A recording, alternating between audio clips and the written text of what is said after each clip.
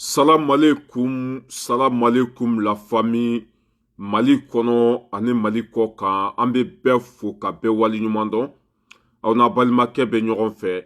Ras Balayira du l'homme tranquille depuis Paris tiɲɛ k'a fɔ baara ka kɛ jamana ka jɔ hɔrɔnya walima foyi fɛn bɛɛ fɔ janfa an bɛ ɲɔgɔn bolo sanga ani waati bɛɛ lajɛlen na fasojɔ sira kan ani danbe sira kan an bɛ an kanubagaw fo mɔgɔ minnu bɛ an ka video ka aimer ka commenter ka partager an ka foli belebeleba bɛ aw ye ni aw tɛ an ka video tɛ se a seyɔrɔ la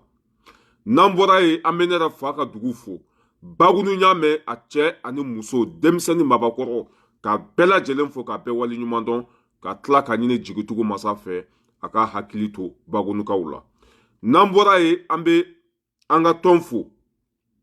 n'o ye la vérité kɛnɛ tiɲɛ kɛnɛ jɛman passe n'o présenté tanti Jɛnɛba Kulibali ka n'a ka jama bɛɛ lajɛlen fo ka Asimi Goyita fo jigitugu masa cɛ kelen min nana ka Afiriki segin a danbe kɔnɔ cɛ kelen min nana ka Mali kɛ anw ta ye Asimi Goyita don an bɛ ɲɔgɔn bolo fo saya ni ma tiɲɛ bila anw t'i bila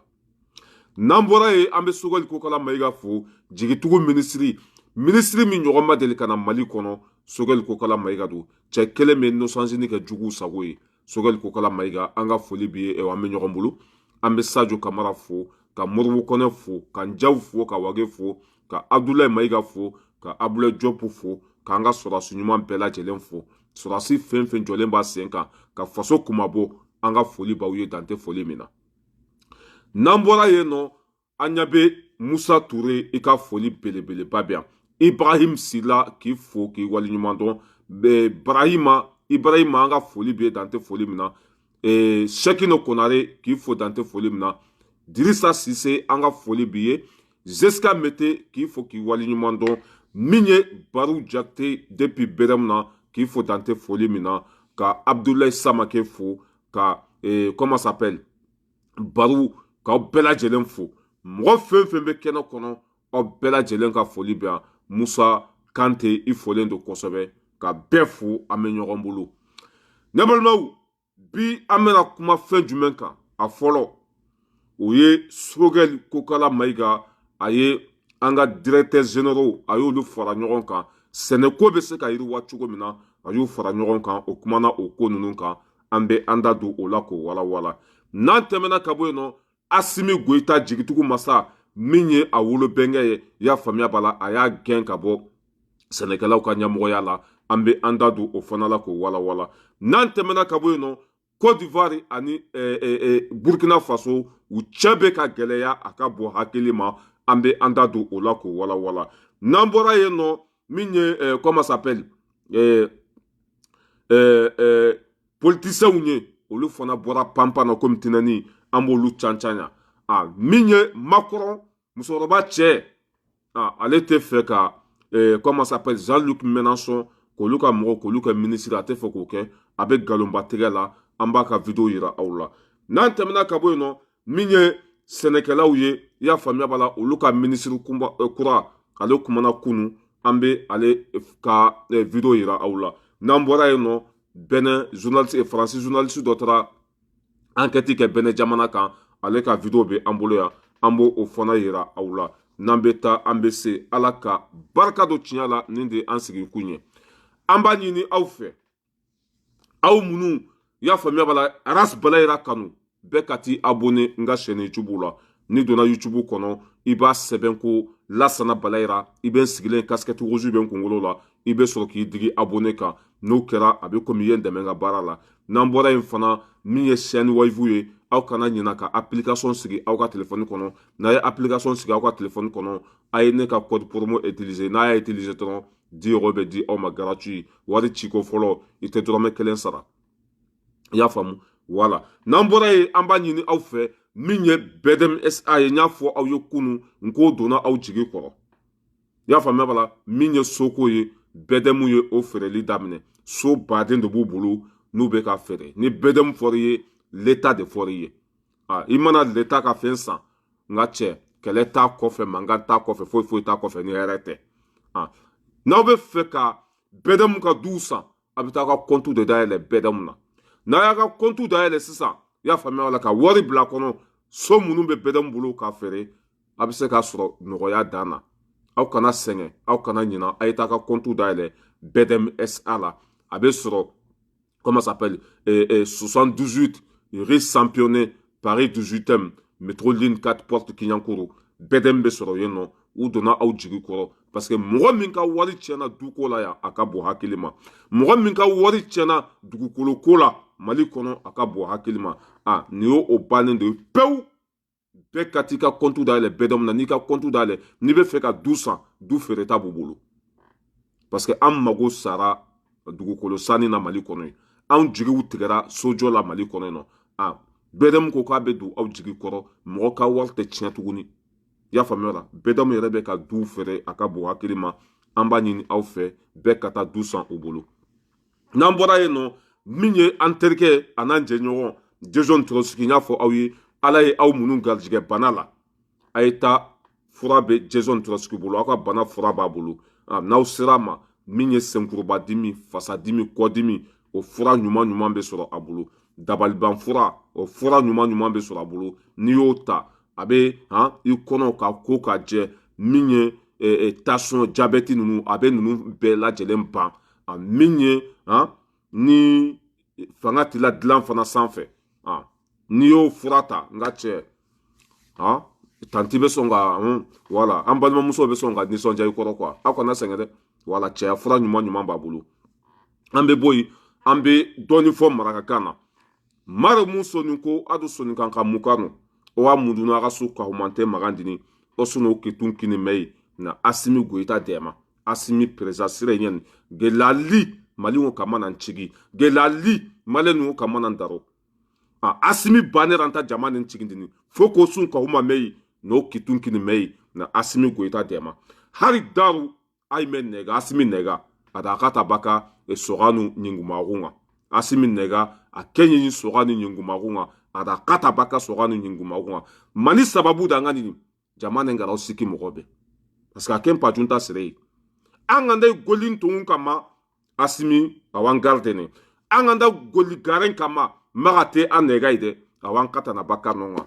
itinika da presa sere hore nyani dambe ngai ewa aw malin ka sigini quoi mais abane ranta faut que mare musonu ko osun ko huma mei na ke presa sere na dema voilà sere sunta mali sigini no batendi o imana mali sigini ambe teme ka boyi ambe do ansigi kun kono yana nga do ansigi kun kono amba fo aw ma ko billet jeudi le 18 juillet 2024 ambe batuli fo ka bim batima fo ka Ousmane Sako fo minye sogel ko kala maiga jigi tugu ministry kunu aye directeur général aye olu fara ɲɔgɔn kan sɛnɛ ko bɛ se ka yiriwa cogo min na sɛnɛ bɛ se ka don ba la cogo min na dun ka fa bɛ se ka sabati Mali kɔnɔ cogo min na aye i y'a faamuya bala directeur des généraux aye olu fara ɲɔgɔn kan n'olu fɔra ye olu ye kodɔnnabaw de i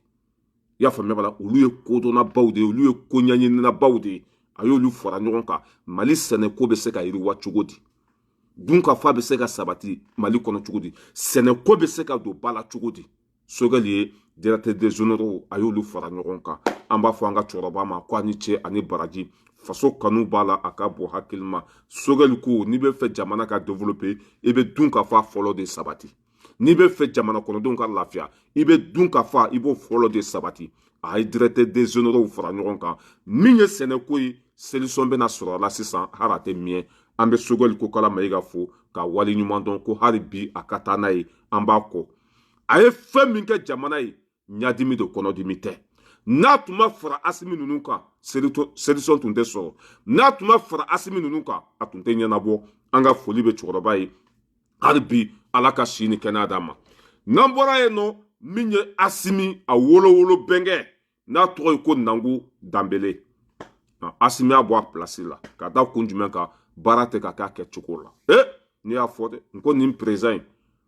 nin bɛ ala kɔ a b'a faso kɔ jamana kɔnɔdenw bɛ hɛrɛ sɔrɔ cogo min na a b'o baara de la ni mɔgɔ wɛrɛ tun don hali n'a bɛnkɛ tɛ se ka ciga ci a tun b'a si kɛ fanga la mais Asimi t'o ye dɛ n'i ka ɲi i bɛ garder n'i ma ɲi i bɛ bɔ yen parce que jamana ko don ne balimaw n'o de fɔ n ko a ɲɔgɔn tɛ yen wa ɲɔgɔn tɛ nana walahi n'i bɛ ka tile tun don hali n'a tɛ se a tun bɛ to yen mɔgɔ caman tun bɛ bɔ a ka fanga la o tɛ se ka ci ka ci Karim Keita n'a ɲɔgɔnnaw olu y'u si kɛ k'an joli min Assimi wolo bɛnkɛ de filɛ nin ye Nango Dembele nka caya bɔ sɛnɛkɛlaw ka ɲɛmɔgɔya la Assimi Goïta en tant que i bɛ nin sira in kan an bɛ sa i kɔ en tant que i bɛ nin sira in kan n'i ɲɛfilɛ i bɛ anw ye n'i kɔfilɛ i bɛ anw ye Assimi balima bɛ kaso la an delila k'o kuma fɔ yan Assimi balima a bɛ kaso la président jumɛn nana diɲɛ kɔnɔ n'i y'o kɛ président jumɛn nana Mali kɔnɔ n'i y'a kɛ Assimi wolo bɛnkɛ Nango Dembele a filɛ nin ye k'a gɛn ka bɔ yen jɔn dɔ la k'o kɛ Mali kɔnɔ personne Assimi de filɛ nin ye k'o kɛ Mali kɔnɔ Assimi an bɛ ɲɔgɔn bolo n'i ma nin sira in bila walahi anw t'i bila taa n'a ye kana jɔ dɛ taa n'a ye an bɛ bɔ yen nɔ min ye Alassane Dramane Ouattara dara malo la a kunu a ka ministrew kumana ka Burkina dɔgɔya ka Burkina accuser mais n'an bɛ taa an bɛ se an b'a vidéo k'a la yan walahi n'aw ma fara Ibrahim Traoré la a bɛ kodaw ka garankɛ ma min da bagolo kan hali jamana min tɛ Côte d'Ivoire ye Ibrahim Traoré bɛ se ka tɛmɛ n'a ye mais n'i y'a ye a bɛ ka taa ni ko ye dɔɔni dɔɔni Ivoirien an balimaw don a tɛ se ka Côte d'Ivoire c'est que Côte d'Ivoire kɛlɛ Alassane Dramane Ouattara kelen kama non a tɛ se k'o kɛ mais Côte d'Ivoire population n'aw ma kuma ka président fɛ a bɛ ka taa n'a ye sira min fɛ a man ɲi dɛ n'aw ma wuli k'aw jɔ a bɛ fɛ k'aw faso ci an ka ministre daba cɛjuguden dɔ lajɛ a bɛna kuma sugu min fɔ Ibrahim Traoré ma an bɛ sɔrɔ ka can-can yan a lamɛn a bɛna min fɔ Alassane ka ministre dɔ journaliste b'a ɲininka voilà a lamɛn. Pierre Donadieu de l'agence France Presse. Oui. J'ai une question, on va dire un peu d'actualité qui dépasse un tout petit peu le cadre national. Vous avez parlé des critiques de l'opposition à l'encontre du RHDP. Il y a aussi des critiques qui sont venues de pays étrangers, pays voisins, le Burkina Faso notamment, où on a entendu dire que le capitaine Traoré dire qu'il avait des problèmes avec les gens qui gouvernaient la Côte d'Ivoire. Qu'est-ce que les gouvernants de la Côte d'Ivoire que vous êtes répondaient au capitaine Traoré? Merci beaucoup. Par rapport à la situation du Burkina Faso, où le président putschiste ni ko n'a cogo tɛ e bɛ se k'a fɔ i bɛɛ ma cogo jumɛn ko président putschiste ni ko n'a cogo tɛ a bɛ t'i minɛ k'i nɛn tigɛ mais n'an bɛ taa an bɛ se jɔnya in a bɛ bɔ o de kɔnɔ en tant qu'aw bɛ jɔnya la aw bɛ can-can dɛ an ka lagasa in lamɛn. Nous attaquent. Vous savez, il arrive des moments où le silence est plus bruissant que le bavardage.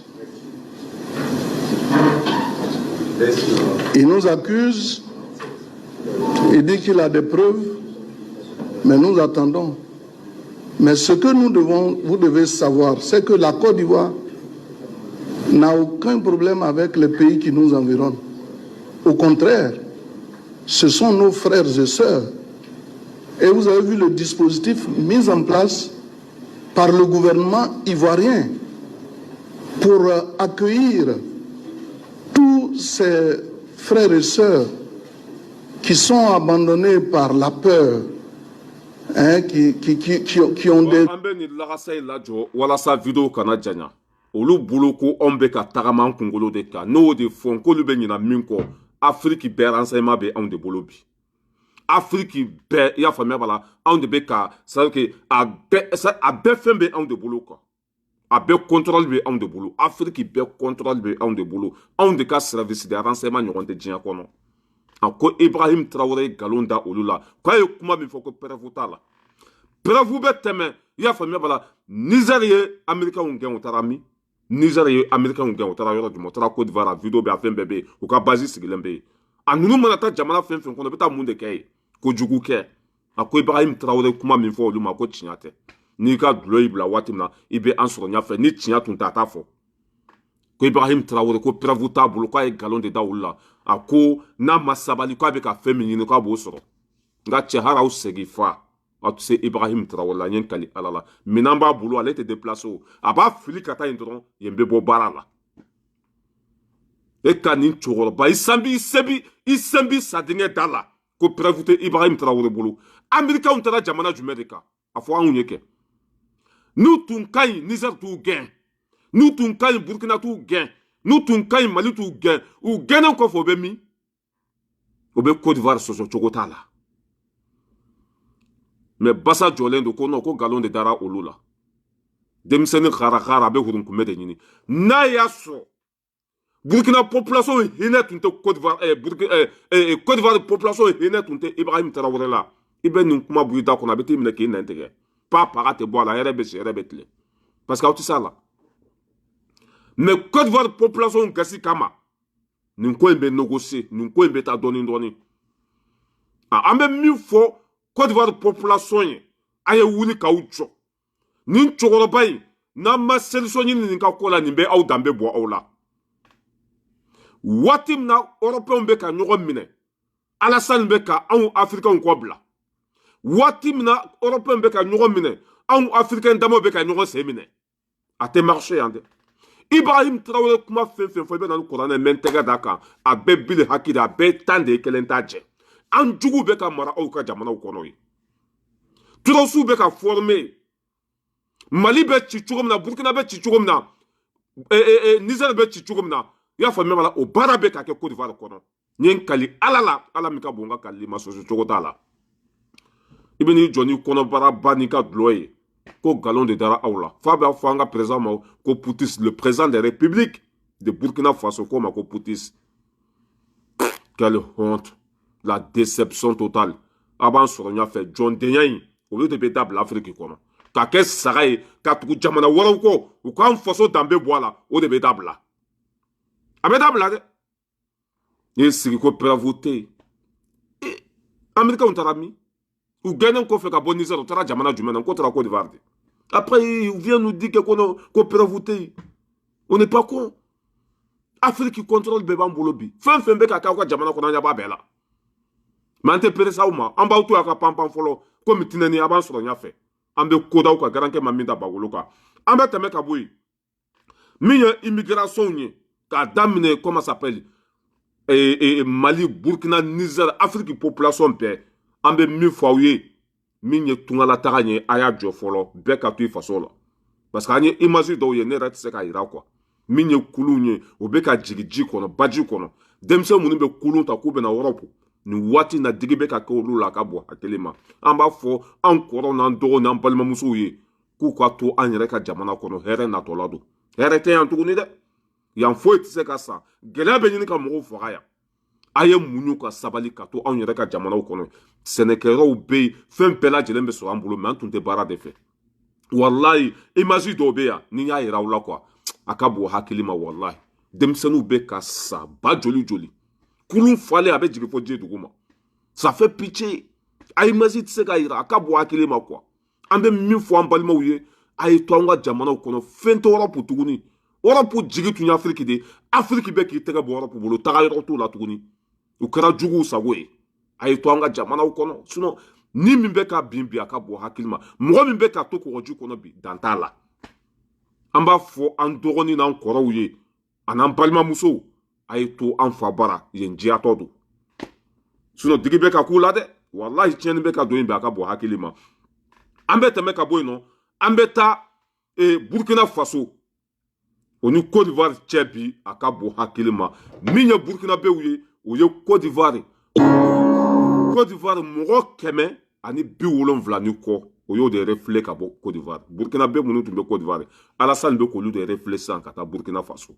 n'an bɛ taa an bɛ se walayi n'o de fɔ ko a bɛ sira min kan n'an m'a bila malo b'a kɔfɛ dɛ Côte d'Ivoire bɛɛ ye Ivoirien de Côte d'Ivoire bɛɛ ye Malien de Côte d'Ivoire bɛɛ ye dunan de ye n'aw ko k'aw b'olu bɛɛ gɛn sisan nka cɛ a bɛ k'aw bolo baara ye dɛ Alassane Dramane Ouattara dara malo la a bɛ ka Burkina bɛw de minɛ sa k'o reflet ka taa Burkina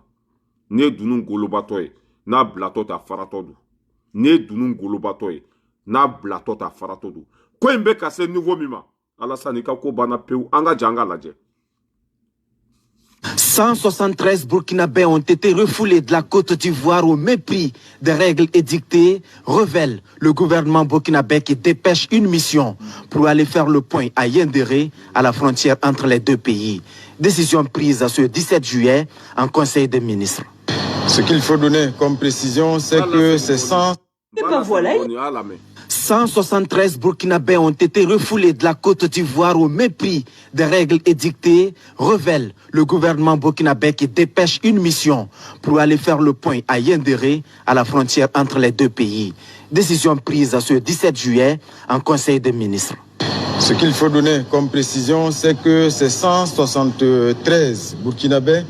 sont constitués en grande majorité de femmes et d'enfants issus d'une seule et même communauté. Et bien sûr que leur expulsion s'est faite au mépris des règles élémentaires en matière humanitaire. Le chef de l'État a donné des instructions pour qu'une mission gouvernementale puisse immédiatement se déporter sur le terrain au niveau donc de Yendéré pour non seulement faire le point de la situation et surtout s'assurer que toutes les dispositions idoines sont prises pour assurer donc un accueil digne et décent de nos compatriotes. En attendant une meilleure prise en charge des Burkinabés expulsés, avec Ibrahim Traoré, Ayaw Signa, Ofonaka, Ivoire Tarato de Côte d'Ivoire. Ayaw Burkinabé ou reflète à Burkina Tchoumna, Ibrahim Traoré Batasara. Avec Chemina, Ibrahim Traoré, Jurudo, Jurusaray, Ewa, Ayaw Sigaka Lade, à Keradron, Ngache Conseil des ministres Farala Nukonka ou Robert. Obe munde ira sisan Ivoire munun be Burkina Faso kono olu fana tagato de café mi Côte d'Ivoire kono juru do juru saraye e non ko farafina quoi a nyugun de bene la bila betede Alassane Dramane Ouattara na nyokon ibe munde ke foi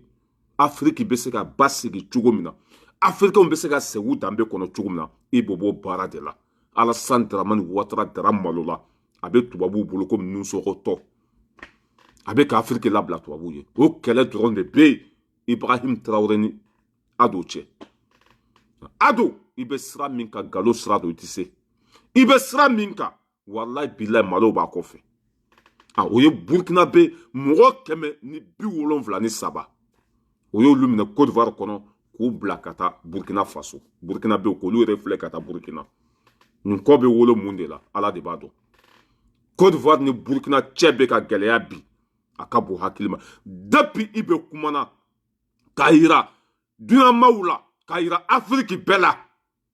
ko français ko base be kata sigi Côte d'Ivoire américain ko base be kata sigi Côte d'Ivoire ka munke ka ayesi jamana unyagambi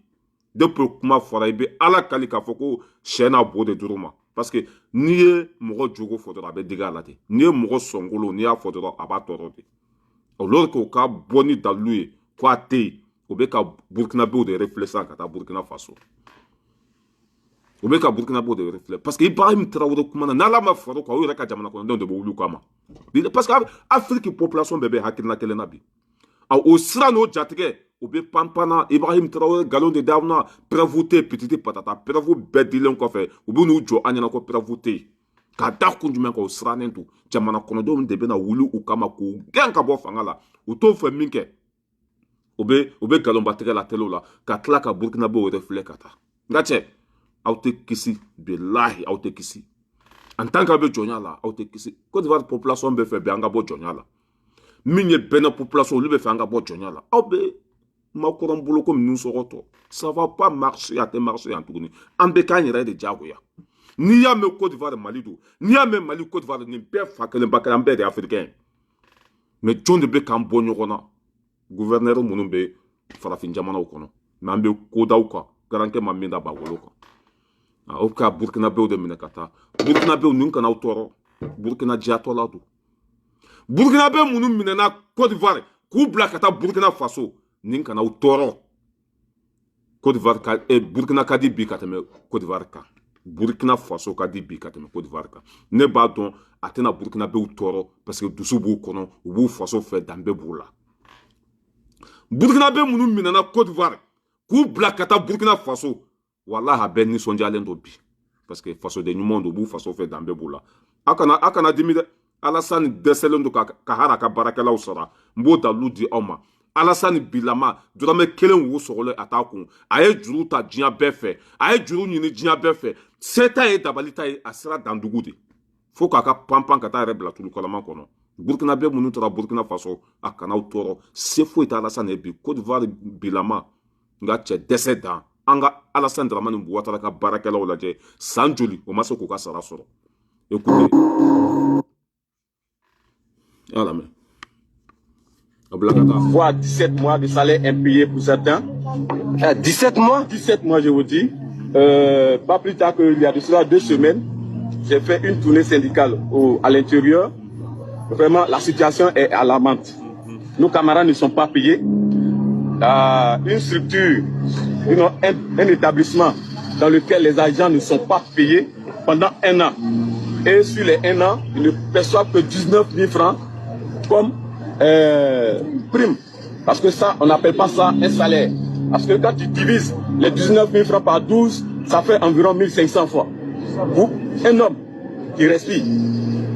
il va manger quoi? Il va faire quoi? Qu'est-ce qu'il va faire de sa vie? Vraiment, c'est alarmant au niveau du ministère de la Santé.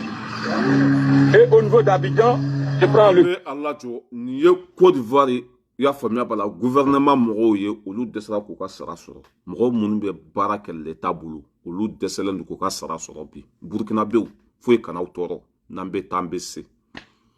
min ye Côte d'Ivoire population ye gɛlɛya b'u kan bi a ka bon hakili ma tɔɔrɔ b'u kan bi a ka bon hakili ma Alassane Dramane Ouattara dara malo la a ɲugun b'u la parce que mɔgɔw ka duw bɛ ka ci baarakɛlaw to k'u ka sara sɔrɔ tɔɔrɔ sugu bɛɛ bɛ yen o waati kelen an bɛ don min na komi bi a bɛ Macron bolo yan Macron bɛna nɛgɛ tuguni a bolo ka taa k'a yɛrɛ kala ye depuis Ibrahim Traoré kumana jatigɛ b'u kan bi a ka bon hakili ma a bolitɔ nana Faransi yan an bɛ don min na komi bi a bɛ Faransi yan u bɛna nɛgɛ tuguni a bolo ka k'a yɛrɛ kala ye nin sira in ni sira anw na o kɔrɔ ko an tɛ tiɲɛ kan nin sira in ni sira anw na o kɔrɔ ko an bɛ sira min kan ko nkalon don i tɛ se hali i sɛgin fa tɛ se wa nin sira in n'i m'a bila a tɔ bɛ kɛ e kɔfɛ n'i m'a bila a tɔ bɛ kɛ e kɔfɛ an bɛ tɛmɛ ka bɔ yen ne balimaw an bɛ taa Mali politicien barikabannen ninnu an ka nin cɛ in lamɛn nin cɛ in ale kɔni maloya t'a la c'est même pas la peine ne y'o de fɔ ko Asimi tun man k'u wele yɛrɛ Asimi tun man ka hali wele yɛrɛ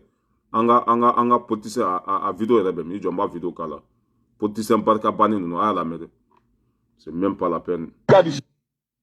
Le combat est mis, c'est le retour à l'ordre constitutionnel. Pour qu'il y ait retour à l'ordre constitutionnel, il faut qu'il y ait des élections. Qui organise les élections? C'est l'âge. Et j'ai envoyé un tarakata jabi. Mais il y a une fois qu'on a un nana, il y a une fois qu'on a une élection kékanye. C'est une élection inclusive. Il se trouve que beaucoup de candidats, Mohamed Maître Mohamed Bachir, il était candidat en 2018. Mamadou Traoré. Il y a 2 mois d'outre, pas le roi, il était candidat. Le parti Union. Le parti Union. Tous ceux qui sont là-bas, là, c'est les gens qui ont une ambition pour ce pays-là. Pour eux-mêmes et pour le Mali. C'est les gens qui doivent participer au processus électoral. Puisque vous n'avez pas politique.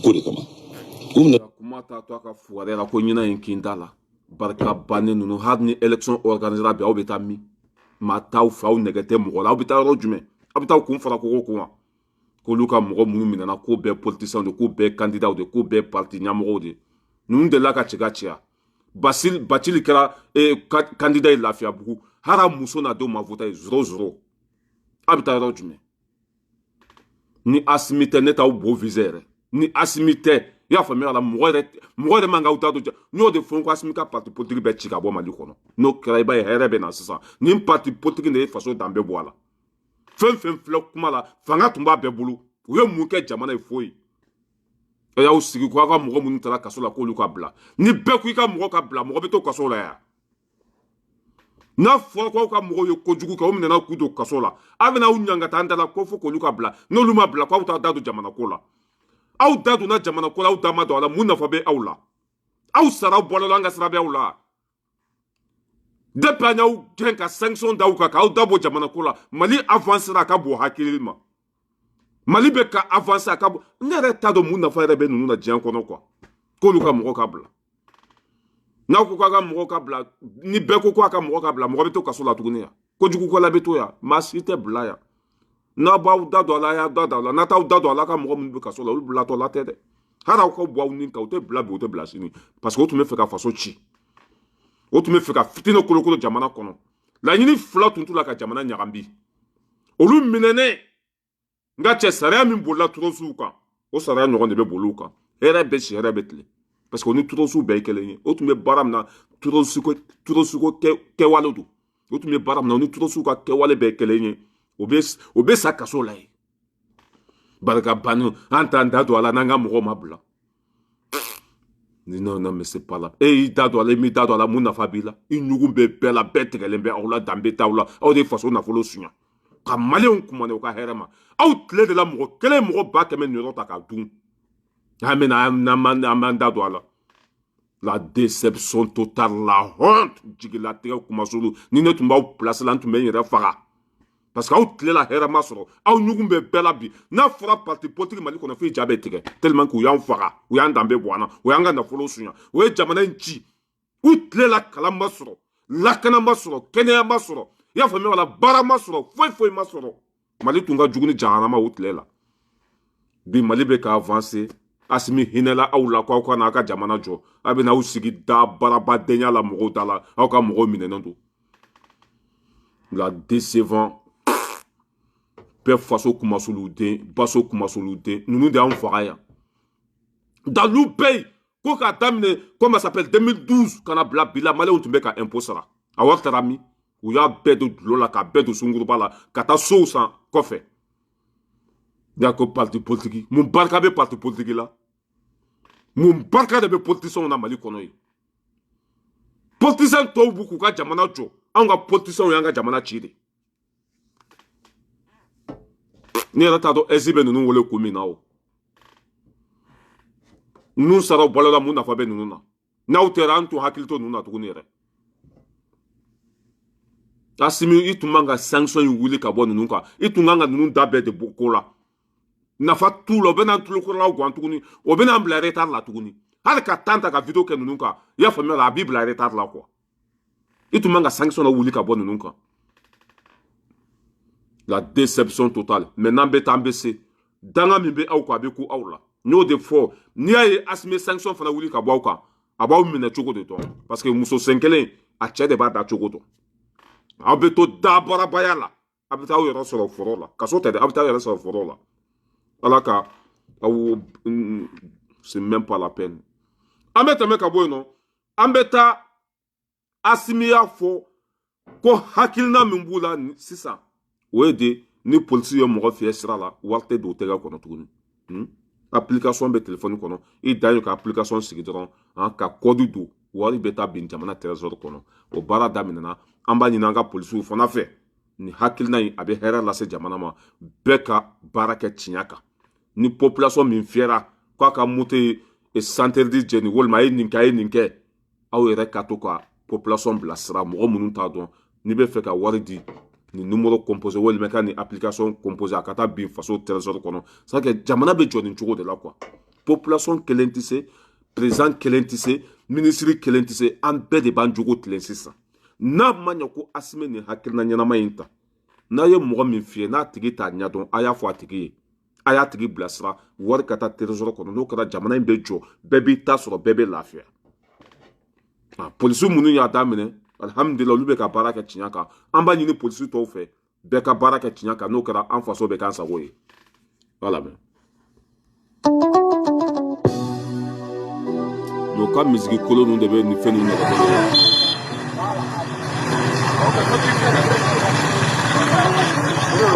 sisan ni infraction kɛ a bɛ sara mun mɔnɛ de la a code filɛ 400 de bɛ se k'a sara. L'usager compose étoile 166 étoiles, code marchand étoile, montant étoile, code secret dièse ou utilise l'application MyMove pour payer. L'usager reçoit le message de notification de confirmation indiquant les détails du paiement. L'agent de police reçoit également... Voilà. Anyabala, ko application MyMove. C'est ça. Il faut oublier ka téléphone kono ni police yi fier dron et dagne dron ka application télécharger ka téléphone kono ka wari bla ka ta trésor la Asimi ala ka baraka di la billahi nimbe corruption kɛlɛ quoi nin de corruption yɛrɛ solution ye France a wari bɛɛ bɛ sara nin cogo de la ni contrôleur minɛ terrain kɔnɔ application de wari bɛ bila ka ta trésor la y'a faamuya b'a la mais anw ta tun bɛ di tɛgɛ de kɔnɔ a tɛ se a se yɔrɔ la a tɛ se a se yɔrɔ la bi o bɛɛ bɛna ban sisan i bɛ fiyɛ dɔrɔn n ka cɛ wari bɛ taa ligne de fɛ i b'a bila ka taa ligne fɛ a bɛ taa bin an ka trésor kɔnɔ Assimi b'a tɛgɛ d'a kan ka jamana jɔ n'a ye an bɛ a fɔ ala ka barika don Assimi na an bɛ tɛmɛ ka bɔ yen nɔ min ye musokɔrɔba cɛ ye Macron a y'a lamɛn dɛ a tɛ fɛ k'a fanga di Mélenchon ma galonba tigɛ la a y'a nɔ ni mɔgɔ barika banna i bɛ sɔn ko bɛɛ ma mɔgɔ t'i fɛ bi ma ka ko ko musoni bo cɛ de gagnera a tɔgɔ Mélenchon de gagnera mais Macron tɛ fɛ a ka tɛmɛ dɛ Macron tɛ fɛ cɛ ka tɛmɛ a vidéo yɛrɛ bɛ min a bɛ hakɛ to n b'a ɲini ka na bilahi fɛn bɛ yɛlɛ e la ɲin tɛ fɛn min da kɔnɔ i b'a bila de Macron a y'a lamɛn dɛ a ko décret kɛra an ka vision na y'an bila sa. Emmanuel Macron commence déjà. Que vont décider les députés socialistes, sociodémocrates qui font alliance avec les députés de la France insoumise sur la question de l'aide à l'Ukraine? Les uns veulent aider l'Ukraine, les autres veulent aider la Russie. Que vont-ils décider sur le Proche-Orient? Que vont-ils décider sur les valeurs de la République et rapport au Parlement? Que vont-ils décider sur le nucléaire et l'énergie? Sur chacun de ces sujets essentiels, et je pourrais égrener la liste, ils pensent le contraire. Ces alliances sont des bricolages d'appareils, mais en aucun cas des majorités pour gouverner. C'est une dinguerie. Ça voudrait dire qu'il n'écouterait pas les Français. Il n'a jamais écouté le français. Ninga sera arrêté français là. A sariya de y'a fɔ ni député kalafili kɛra mɔgɔ minnu mana gagner olu de bɛ jamana diriger olu de bɛ jamana mara Macron tɛ fɛ ka jamana di mɔgɔ minnu gagnera a tɛ fɛ ka jamana di olu ma a bɛ fɛ ka sariya sɔsɔ ko mɔgɔ minnu gagnera ko hakilina fila t'u la ko ka Poutine dɛmɛ ala ko n'an bɛ taa an bɛ se dɛ ko mɔgɔ minnu gagnera ko Poutine jɛɲɔgɔnw don ko n'olu kɛra jamana ɲɛmɔgɔw ye i y'a faamuya b'a la ko Faransi bɛ taa bin Russie tɛgɛ kɔnɔ ko ale t'olu ta ko parce que ko Russie dɛmɛbagaw don a bɛ komi u ye nkalon min da anw na o gɛn waati Wagner b'an bolo pititi patata a Mélenchon fana kɛr'o bolo i y'a faamuya b'a la Poutine de ye sisan ko ni Mélenchon ni fanga dira ale kan hali n'ale yɛrɛ ma ta ni fanga dira u ka mɔgɔ ma ko o ni Poutine bɛɛ de bɛ hakilina kelen na ko Poutine kanubagaw don Poutine jɛɲɔgɔnw don a bɛ ka Faransɛw kuma yɛlɛma walasa ale diɲɛ ɲɛmɔgɔ yɛrɛ de k'a ta k'o bila kɛrɛfɛ parce que mɔgɔ minnu gagnera n'olu ye jamana sɔrɔ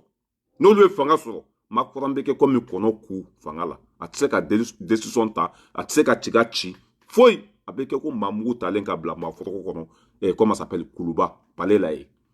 a tɛ se ka foyi dilan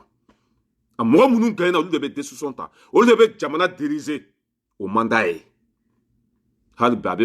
yɛrɛ bɛ fɛ k'a bɛɛ de kɛ quoi ok yan sariya tɛ jɛn n'a ye o de la ni nin ka fanga banna ne ma da la n'a tɛ taa laban CPI la quoi sariya tɛ a ma min sɔsɔ jamana in kɔnɔ wa kelen de bɛ décision ta fɛn min ka d'a kɛlɛ a b'o de ta jamana kɔnɔdenw votera sariya yɛrɛ jamana kɔnɔdenw mana voter mɔgɔ min ye o tigi de bɛ jamana diriger a bannen don ma bi mais n'an bɛ taa an bɛ se fɛn bɛ yɛlɛ e la ni tɛ fɛn min ta kɔ ne y'o fɔ n kɔ ni ma taa yafa ɲini Mali fɛ n'i donna da la i k'a fɔ ne ma ko tu mɔdɛya n'i ma ye n'i donna koba la a bɛ kɛ kodenni ye élection kɛra yan hali mɔgɔ fila ma voter ye bɛɛ taara voter Mélenchon ni Marine Le Pen ye k'a da kun jumɛn kan i taara kun min kama baara ma kɛ tiɲɛ kan bɛɛ tigɛra i la ɲugun bɛ bɛɛ la hali bi a bɛ fɛ ka tulo gɛlɛya ala ka hinɛ la k'i da yɔrɔ sumaya voilà an bɛ taa Bɛnɛ jamana kan a ye cɛ lamɛn cɛ bɛna min fɔ an ka jɛ an ka nin journaliste in lamɛn. Qu'une puissance étrangère pourrait se servir du Bénin pour tenter à minima de surveiller le territoire nigérien. Je parle bien sûr de la France, mais aussi des États-Unis, qui viennent d'être chassés du Niger et cherchent à installer des bases militaires en Côte d'Ivoire ou au Bénin. Et quelle est la réalité de cette présence militaire française qui suscite tant de fantasmes? J'ai donc décidé d'aller enquêter sur place au Bénin, encouragé par les propos du porte-parole du gouvernement local, Wilfried Léon Ngbeji. Le général Tiani, s'il a l'occasion d'entendre cet audio, qu'il envoie tout ce qu'il a comme médias indépendants, tout ce qu'il a comme médias indépendants au Niger. Ils n'ont qu'à venir, on va les faire visiter le Bénin, depuis Cotonou jusqu'à Malanville, en passant par tous les coins, les axes frontaliers, et ils viendront regarder s'il y a une base ici. Une base militaire, c'est pas une aiguille dans une botte de foin quand même. C'est pas une aiguille dans une botte de foin. Donc, il peut déployer les moyens satellitaires qu'il veut avec ses alliés militaires du moment pour venir voir si on a une base ici. Le 27 mai dernier, j'ai fait les choses bien Et j'ai demandé une autorisation de reportage à la HAC béninoise, l'organe en charge de l'accréditation des journalistes étrangers. Première surprise, son secrétaire général m'a reçu assez froidement, en disant que ma demande allait être examinée de près par le président, en raison, je cite,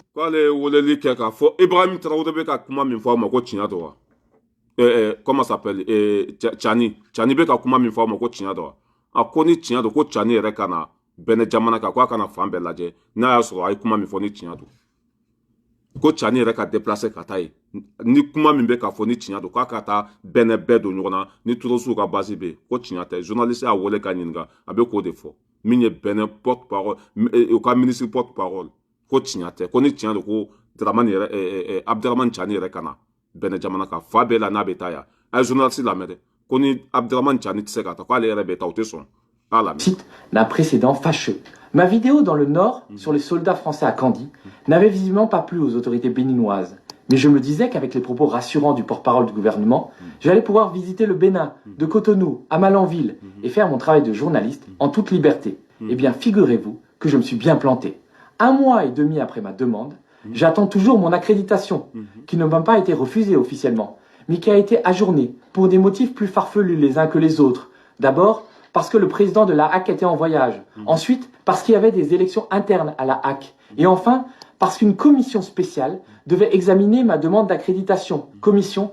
qui n'existe pas dans le règlement intérieur de la HAC et qui semble avoir été inventée juste pour mes beaux yeux. Le président de la HAC me demandait de contacter son secrétaire général, qui lui-même me demandait de contacter le président, ce qui m'a rendu à moitié fou ces dernières semaines. J'ai bien sûr joint le porte-parole du gouvernement, qui a toujours été très poli, mais qui ne m'a pas été d'un plus grand secours. Lui aussi m'a recommandé de relancer le président de la HAC, qui me renvoyait vers son secrétaire général, qui lui-même m'a renvoyé vers... Bref, très clairement, on voulait me dire non sans me dire non. On n'a pas eu le courage de me refuser l'accréditation. Alors, les autorités béninoises ont louvoyé, comme toute bonne dictature qui ne s'assume pas. L'ambassade de France au Bénin doit aussi être contente de ne pas m'avoir dans les pattes. D'ailleurs, une nouvelle ambassadrice va arriver prochainement dans le pays. Il s'agit de Nadège Choua, qui a directement travaillé à la cellule diplomatique de l'Élysée. Je ne viendrai donc pas enquêter au Bénin, car je sais que j'y serai immédiatement arrêté et expulsé,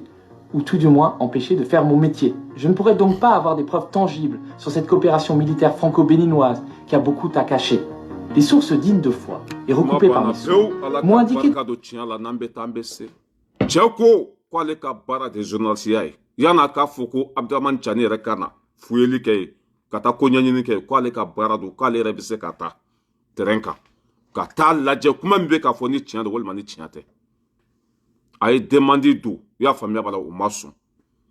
a ye sɛbɛnni kɛ ka ci u ma ka lettre ci u ma ale ye journaliste de ale ka baara ye ka kibaruya ɲɛɲini ka taa jamanaw kɔnɔ kungo minnu bɛ yen k'a bɛɛ fara ɲɔgɔn kan ka tiɲɛ n'a nkalon di jamana kɔnɔdenw ma o ma sɔn abada cɛ sen ka don bɛnɛ parce que n'a donna bɛnɛ kuma min bɛ k'a fɔ tiɲɛ don a bɛ taa dalilu sɔrɔ yen o ma sɔn k'a olu yɛrɛ ka ambassade min bɛ yen n'o ye faransi ambassade ye k'o fana ma sɔn ale ka taa yen parce que n'a taara gundow de bɛ bɔrɔtɔ gundo bɛ kasi o bɛɛ n'a ta nin kafiriden ninnu jɔlen don a ɲɛna ko dalilu tɛ yen Ibrahim Traoré min fɔ Abdraman Chani ye min fɔ tiɲɛ tɛ basi t'olu bolo foyi foyi tɛ yen ni basi t'aw bolo ala k'an kun ci yan fɛn bɛ yen min ka jugu ni basi ye mais aw jamana lagasa fila min bɛ nin jugusagodenya la a y'aw pɛrɛ a natɔla don bilahi an b'aw minɛ ka fara an ka jamanaw kan n'o ma kɛ Afiriki tɛ jɔ nin jamana lagasa fila in bɛnɛ ani dɔ in bilahi n'an ma ninnu kɛlɛ de k'u fara an ka jamanaw kan ninnu b'an danbe bɔ an na parce que o tɛ ala don o tɛ kira dɔn sagaw don journaliste ye kuma ban dɛ komi ko Abdraman Chani ye kuma min fɔ ko tiɲɛ tɛ ko ni tiɲɛ don ko Abdraman Chani yɛrɛ ka taa ye cɛ ko Abdraman Chani tagatɔ tɛ bɛnɛ mais ale ye journaliste de ale bɛ se ka taa sɛgɛsɛgɛli kɛ ye a ye sira di ale ma ale bɛ taa ko ɲɛɲini sira ma sɔn ka di journaliste ma a y'a sen don k'a bolo don ka fɛn bɛɛ kɛ o ma sɔn a ka taa ye kuma ma ban ni tiɲɛ b'a bolo pour que a tɛ journaliste bila ka taa ye c'est ça o bɛɛ n'a to a bɛ n'u jɔ an ɲɛna ko tiɲɛ tɛ an bɛ bɔ yen Alassane Dramane Ouattara a bɛ Faransi yan a nana wari minɛ tuguni ka taa Afiriki ci a y'a lamɛn Alassane Dramane Ouattara a bɛ Faransi a nana Puisqu'il ne veut pas a nana wari minɛ tuguni ka taa an ka jamanaw ci a y'a lamɛn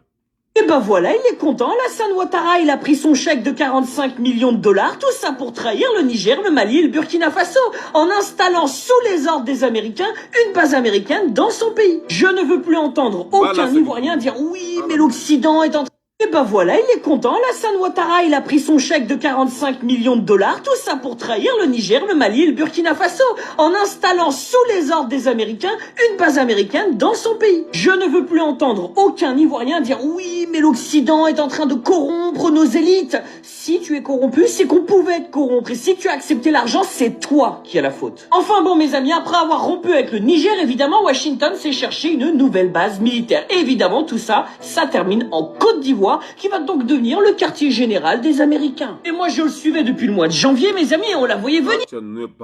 45 millions de dollars kama. Qui donne des sayama. Qui ka jamana boa dambe kono. Anala wari minade. Amerikon ka basi mintera sige. War debe duma kukuma yelema.